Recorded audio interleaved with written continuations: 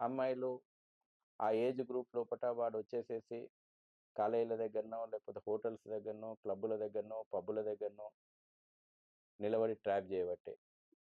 కుటుంబ వ్యవస్థ, కుటుంబ వ్యవస్థ కూడా పిల్లల్ని గాని మన దగ్గర కూడా లోపాలు చర్చించుకోవాలి. నిర్మోహమాటంగా అప్పుడు దీనికి మందు పెట్టగలుగుతాం మనం. తల్లి ఒడి, బడి, గుడి సంస్కారం ఇయ్యాలే. అవును. తల్లి ఒడి చెప్తలేదు.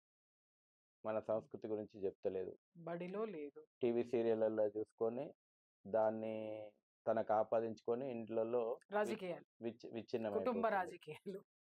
గుడి పిల్లలకు సంస్కారం ఇస్తలేదు. గుడికి ఎవరు తీసుకెళ్తున్నారు సార్ వాడు అసలు? శత్రువు ఏమో మనకు హిందుత్వం మీద దాడి చేయాలన్నటువంటోడు, మతం ఆధారంగా దాడులు చేయాలనుకున్నటువంటోడు మతోన్మాదం నూరిపోస్తున్నాడు ఒక పక్కన. మన దగ్గర కనీసం మన కల్చర్ గొప్పతనం చెప్తలేము. స్కూళ్ళల్లో, కాలేజీలలో కూడా మన కల్చర్ మనకు పనికిరాదే. దారి దోపిడీ దొంగల చరిత్రనే మనం చదవబడుతుంది.